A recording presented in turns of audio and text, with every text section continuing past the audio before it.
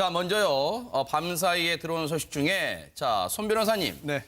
덴마크 법원이 정유라에 대해서 한국으로 보내기로 결정했다. 이런 내용이 들어와 있습니다, 지금. 네, 그렇습니다. 우리나라 검찰이 덴마크에 정유라 씨가 범죄를 범하였으니 우리나라로 보내달라라고 하는 범죄인 인도 청구를 했고요. 네네. 여기에 대해서 그 덴마크 검찰이 이미 한국 송환 결정을 했습니다. 네. 그런데 여기에 대해서 정유라 씨가 잘못됐다 결정이라고 네. 하면서 법원에 소송을 제기했고요. 아하. 그 소송에 대한 결과가 어제 처음으로 나온 것인데요. 네네. 일단 그 정유라 씨 측의 주장을 받지 않았습니다. 네. 즉 한국으로 소환하는 것이 맞다라는 그런 판단을 한 것인데요. 네. 일단 우리나라 대한민국 법은 물론이거니와 덴마크 법에 따르더라도 네. 범죄인을 우리나라로 즉 외국으로 보내는 요건을 충족한다고 본 것입니다. 네. 즉 지금 정유라 씨가 받고 있는 우리나라에서 혐의가 금융 관련된 부정행위도 있고요. 또 대리 시험 관련된 부분도 있고 여러 가지가 있습니다. 이런 것들이 덴마크 법에 따르더라도 장기 1년 이상의 징역이나 금고에 처할 수가 있다. 네. 따라 덴마크 법에 따르더라도 우리나라로 보내는 요건이 충족된다라고 네. 본 것이고요. 또한 우리나라에서 이미 체포영장이 발부돼 있습니다. 아하. 이런 것을 볼 때 충분히 범죄를 범하였다고 판단할 요건은 된다라고 네. 한 것이기 때문에 법원에서도 정유라 씨의 송환을 이제 명했는데 네. 하지만 또 정유라 씨가 여기에 대해서 또 불복을 했습니다. 아하. 항소했기 때문에 재판이 다시 한번 위로 올라가서 아하. 고등법원에서 또 한 번의 재판을 거쳐야만 합니다. 아하. 배 교수님, 지금 보면요. 덴마크 올보로 지방법원이 그런 판결을 했습니다. 정유라 사건은 정치적 사건이 아니다. 애초 이 국내에서는요.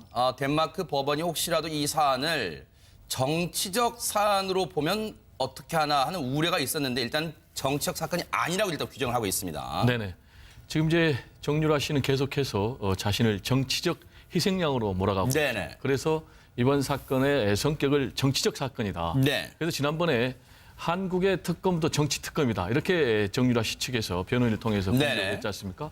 그렇지만 이제 방금 변호사님도 말씀하셨지만은 덴마크 지방법원에서 이번 사건의 성격에 대해서 이번 사건은 정치적 사건이 아니고 네. 두 가지 사건이다. 하나는 금융비리, 네. 그러니까 부정 사건이고 또 하나는 학사 문제 이대 그 부패 사건이다. 이 두 네. 가지를 분명하게 얘기를 했고요. 그러면 이제 앞으로 이 정유라 씨 측에서 어떻게 대응을 할 것인가 이 부분이 네. 굉장히 중요한데 제가 볼 때는 2심에 항소를 했고 또 3심까지 간다는 그런 네. 얘기 아닙니까? 그래서 대법원까지 가겠고 이번에 또 이제 변호인을 통해서 정치적 망명을 신청하지 않겠다. 이렇게 입장을 밝혔지만은 제가 볼 때는 만약에 3심에서도 유죄가 확정이 판결이 나고 이제 송환 결정이 나면은 제가 볼 때는 정치적 망명을 신청할 것 같습니다. 네. 왜냐하면 이제 지난번에 세월호 관련해서 유병헌 씨 딸이 네. 정치적 망명을 신청을 해가지고 네. 국제인권재판소에서 지금 그게 계속 받아들여져 가지고 지금까지 안 들어오고 있지 않습니까? 제가 볼 때는 그래서 종합적으로 말씀드리면은 이번 5월 이전에 선거 대선 이전에 정유라 씨가 한국에 들어오기는 것은 좀 불가능하다 이렇게 네. 전망을 합니다. 보면요. 덴마크도 혹시 손 변호사님, 덴마크도 3심제인가요? 네, 그렇습니다. 덴마크도 3심제. 네. 그러면 일단 우리로 치면 대법원까지 갈 것 같긴 합니다. 그런데 이 실장님께 여쭤볼까요? 정유라 씨가 이제 송환 판결이 나자 이런 반응을 보였대요. 이걸 보면요. 역시 모전 여전이다 생각드는 게 엄마 최순실 씨도 본질이 아닌 즉 감성에 호소하는 발언들 많이 했는데 정유라 씨도 이런 얘기를 합니다. 전 남친도 한국으로 가버렸고 어린 아들을 돌봐줄 사람이 없는데 어떻게 하냐. 언제까지 보모에게 맡길 수도 없는데. 아니 송환 판결하고 지금 이거하고 무슨 상관이 있다고 이런 얘기를 합니까? 일단 지난번에도 아이와 관련해서 아마 재판부에 네. 호소를 한 걸로 압니다. 그러니까 검찰이 이 기소를 했을 때 네.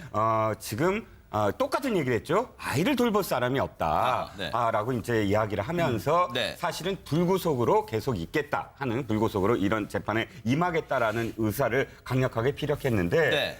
자신의 의도대로 안 됐습니다. 일단 제1심 재판부가 그걸 받아들였기 때문에 네. 그럼에도 불구하고 지금 사실 인권 국가잖아요. 굉장히 뭐 이렇게 인권에 대해서는 굉장히 선진국이죠. 네덜란드, 네. 덴마크나 이쪽 북부 쪽이. 그래서 아마도 물론 이제 재판부에서는 구금을 다시 이제 결정을 했지만 네. 다시 한번 이제 호소함으로써 네. 아이를 완전히 케어할 수 있는 돌볼 수 있는 그런 이 이 상황으로 네. 유도를 한다거나 네. 또 이제 국내 언론용이에요. 사실 제가 보기에는 이 국내 언론에 일단 계속 의사를 한번 타진해 보는 게 아니냐. 아하. 지금 배 의원께서는 아마 그렇게 말씀을 하셨는데 대법원까지 가는 게 아니냐. 네. 저는 생각이 약간 다릅니다. 네. 그러니까 대법까지 가느냐 안 가느냐의 중요한 부분은 네. 자신이 돌아왔을 때 한국에 돌아왔을 때 지금 어머니가 받고 있는 재판에 어떤 영향을 미칠 수 있느냐가 네. 중요한 것 같거든요. 아하. 그렇기 때문에 한국에서 지금 이 3개월 특검의 어떤 그 결과가 3개월 만에 나와야 되잖아요. 최순실의 어떤 재판 결과가 물론 이제 병합 심리를 하면 그러니까 박 전 대통령과 병합 심리를 하면 더 늦어질 수도 있지만 1심 판결이 나고 또 최순실 씨가 의도한 대로 재판이 진행이 되고 있다. 네. 그렇다면 확실히 정유라 씨가 다시 돌아올 수도 있는 가능성이 있다는 거죠. 네. 사실 정유라 씨가 지금 관련된 부분은 학사 비리인데 네. 이대와 관련한 그런 1심 재판이 어떤 결과에 나오느냐에 따라서 네. 정유라 씨는 돌아와서 사실상 검찰과 한번 딜을 해볼 수 있는 아하. 어느 정도의 그런 여지가 있지 않느냐. 네. 그런 가능성을 아이와 함께 아이에게 핑계를 대면서 네. 귀국의 타진을 한번 또 해보는 게 아니냐 이렇게 또 보여집니다. 장진영 대변인께 여쭤볼까요? 변호사 출신이기도 하시니까 지금 정유라 씨의 변호사가 그런 얘기를 합니다. 이게 듣기에 따라서는 뭐 협박 비슷한 발언이기도 해요. 뭐라고 하냐면 정유라 씨는 한국 정부 당국이 아이를 볼 수 있게 해준다고 보장해주면 한국에 갈 의사가 있다. 이런 조건부 지금 얘기를 하고 있습니다. 이게 보기에 따라서는 협박 아니에요? 이 협박으로 들리시나요? 일단 저는 변호사 출신이 아니라 변호사입니다. 네. 지금. 네. 네. 근데 이제 정유라 씨가 이런 얘기를 한 거는 지금이 처음이 아니고 네. 덴마크에서 체포될 때부터 계속 이런 얘기를 해 왔었습니다. 네. 한국에 들어오지 못하는 이유, 들어오기 싫은 이유도 바로 이 아이 얘기를 네. 계속 했었던 거고 덴마크에서 계속 뭐 재판도 받고 이렇게 하고 싶다라는 것도 덴마크는 이제 그 아이를 그 구치소에 있으면서도 같이 있기 때문에 있을 네. 수 있기 때문에 이제 그렇다 이렇게 얘기를 하고 있거든요. 그래서 네. 저는 이거를 뭐 이렇게 협박했다 이렇게 보기보다는 네. 정유라 씨가 범죄인이고 네. 우리가 지탄을 하고 있긴 하지만 또 엄마인 것도 맞죠. 그래서 그 엄마 입장에서는 아이에 대한 그 최순실 씨를 얼마나 끔찍하게 정유라 씨 생각합니까? 네. 그 지금 생각해 보면 최순실 씨가 특검에 출두하면서 네. 민주주의 특검이 아닙니다 이렇게 외쳤잖아요. 네. 그런데 그 메시지를 저는 이 정유라 씨가 덴마크 법원에서 이걸 활용했으면 좋겠다. 그런 어떤 소재로 제공한 것 아니냐 네. 이런 생각이 들어요. 왜냐하면 네. 이건 정치적 망명 사건이다라고 계속 정치적인 사건이다라고 주장을 하기 때문에 그런 연장선상에서 네. 우리가 이걸 보면 어떨까 이런 생각도 듭니다. 네. 정유라 씨 네. 아이 관련해서 좀 말씀을 한 가지만 드리고 싶은데요. 네네. 지금 정유라 씨가 덴마크 법원에서 한 이야기 또는 그 전에 아이를 우리나라에서 뭐 구치소에서 양육할 수 있으면 언제든 오겠다 하는 게 규정상 허용될 수가 없습니다. 왜냐하면 네. 우리나라 그 형집행법이라고 하죠. 형의집행비 수용자의 처우에 관한 법률에 따르면 자신이 낳은 아이를 18개월 되기 전에는 요건을 충족하면은 구치소 안에서도 양육할 수가 있어요. 그런데 18개월을 넘을 경우에는 불가능합니다. 그런데 덴마크에서 재판받으면서 네. 벌써 몇 개월 전이죠. 생후 19개월입니다라고 스스로가 말한 적이 있습니다. 그렇다면 이미 우리나라에서 유아를 양육할 수 있는 요건을 이미 넘었거든요. 네. 그렇다면은 아무리 이제 아이를 키우기 위해서 뭐 이렇게 모정이 있어서 이야기한다 한들 우리나라 규정상 허용되지 않는 것이죠. 네, 백 교수님. 네네.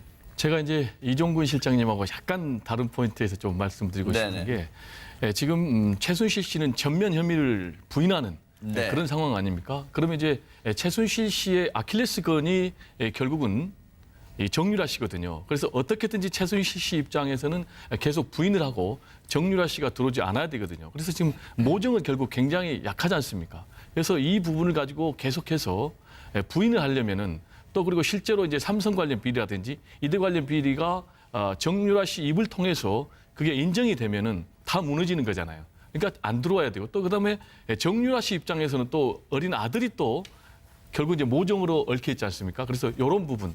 그래서 네. 모정이 결국은 굉장히 이번 사건의 키워드가 아닌가 네. 이렇게 생각이 됩니다. 제가 보기에도 정유라 씨는 최종심까지 항소를 해서 네. 끝까지 안 들어오려고 할 겁니다. 네. 오랫동안 답변을 하기를 기다리고 계신 서 소장님께 여쭤볼게요. 이런 얘기가 있답니다. 기자가 이렇게 물어봤답니다. 덴마크 법원이 최종적으로 한국 송환을 결정하면 덴마크의 정치적 망명을 추진하겠느냐 이렇게 물어봤더니 정유라 왈 덴마크 정부의 망명 추진할 생각이 없다. 이 말을 곧이곧대로 믿을 수 있을까요? 뭐 다른 건 몰라도 망명은 뭐 덴마크 당국에서 정치범으로 보지 않기 때문에 받아들여질지도 잘 모르겠고, 그런데 아이를 보게 해주면 교육할 의사가 있다. 어린 아들을 돌봐줄 사람도 없는데 아이 핑계를 대는데 네. 아이가 정말로 중요하다라고 한다면, 아이를 자기가 스스로 키워야 한다라면 항소를 하는 것은 말이 안 되죠.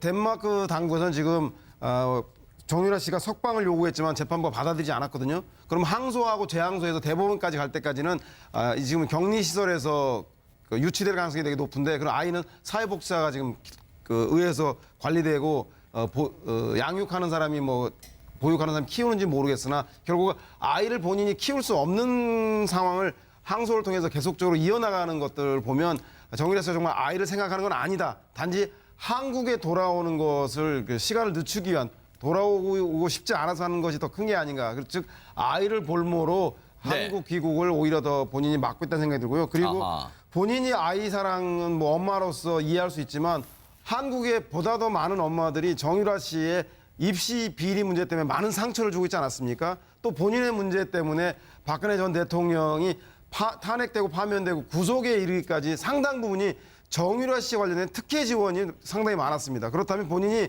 이 최순실 게이트에 대해서 진상규명에 적극 협조하고 국민들에게 반성하고 선처를 호소해야지, 수많은 아이의 어머니들과 국민들 앞에서 자기 아이만을 고집하는 것은 이 문제에 대한 본질을 제대로 네. 아직도 인식하고 있지 못하고 사과하고 있지 네. 않는 건 아닌가라는 생각이 듭니다. 이 실장님. 네. 정유라 씨가 엄마 최순실 씨와 박근혜 전 대통령 사이에 대해서도 얘기를 한 부분이 주목이 가는데 뭐라고 했냐면 자신이 어려서부터 아버지, 어머니가 그분과 일을 아마 그분이 이제 박근혜 전 대통령 얘기를 하는 것 같아요. 부하 직원이었을 뿐이지 그렇게 이용하고 하는 사이는 아니었다. 친구든 동료든 두 분이 어떤 얘기를 나눴고 어떤 상황이 전달되는지 모른다. 아니 자기 입으로 잘 모른다면서 왜 이런 얘기를 꺼냅니까 지금? 그게 이제 배 교수님이 말씀하신 그 포인트예요. 네. 돌아오면 아마도 핵폭탄이 될 것이다. 검찰로 봤을 때 무슨 얘기냐면 정확하게 지금 사실 정유라 씨가 해야 될 대답은 나는 모릅니다. 예요. 그래야지만 어머니도 구할 수 있고 자기도 이 관련이 없어야 돼요. 네. 그런데 아는 거예요. 지금 내용은 사실 어머니를 도와주려고 하는 내용 같은데 그런 것 같아요. 네. 보시죠.